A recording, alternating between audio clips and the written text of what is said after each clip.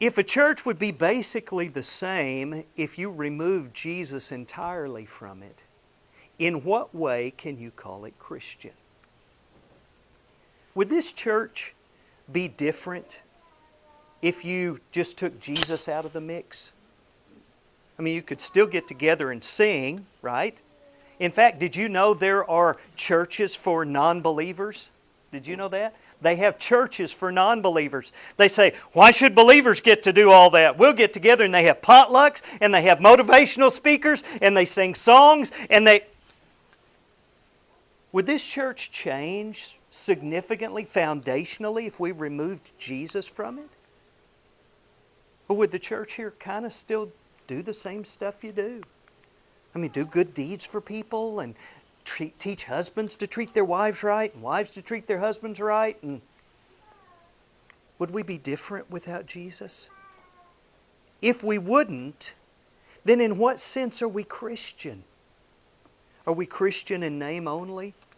Jesus said, I am the way, the truth, and the life. No one comes to the Father except through me. This past Sunday was Easter Sunday, right? It's the Sunday that most of the Christian world celebrates the resurrection of Jesus Christ. I was talking to my class about that and about it being Easter, and I have a student who has said something along the lines of, well, I think there's truth in all religions. I think, the Buddhists and the Muslims and everybody, they're all serving the same God. They're just doing the best they can to understand Him and get there and all.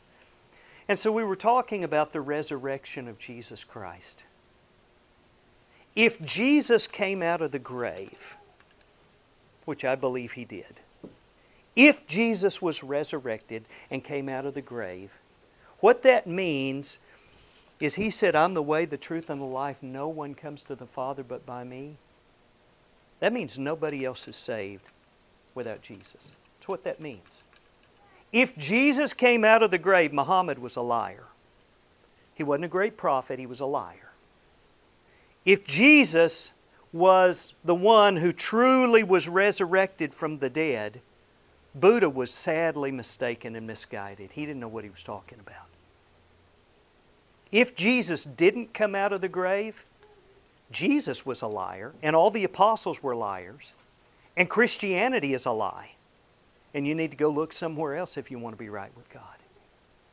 You see, there is no in-between. Jesus is a line of demarcation, so to speak.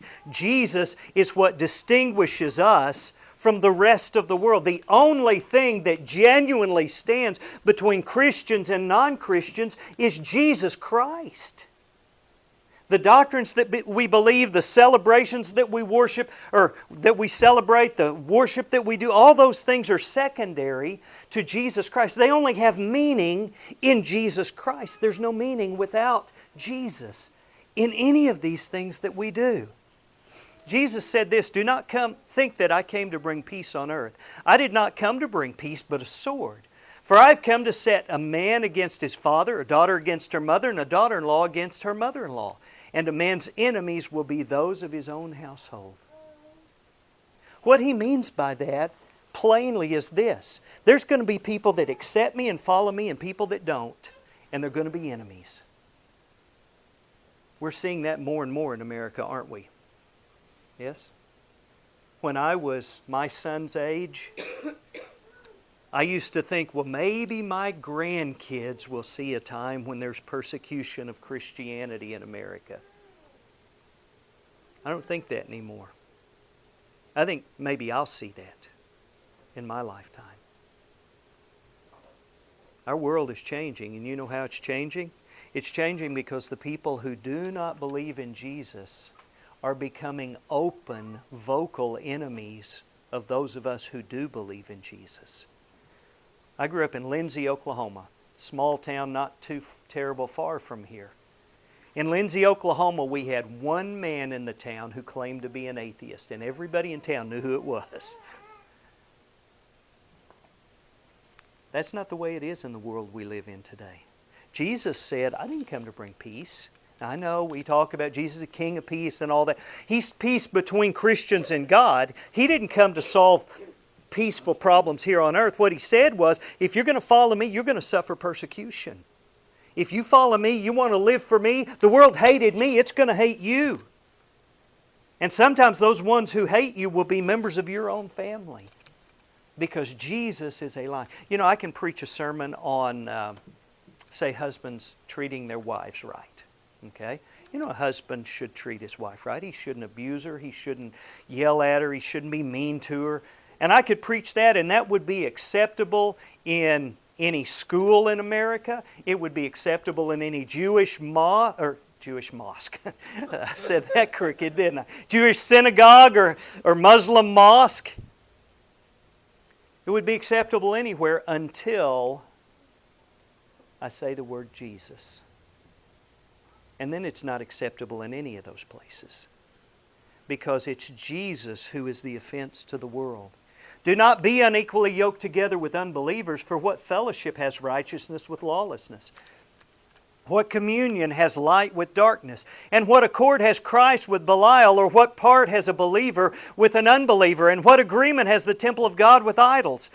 For you are the temple of the living God. He says, what does Jesus have in common with this worldly stuff? Well, He doesn't. You see, He puts on one side righteousness, light, Christ believers in the temple of God.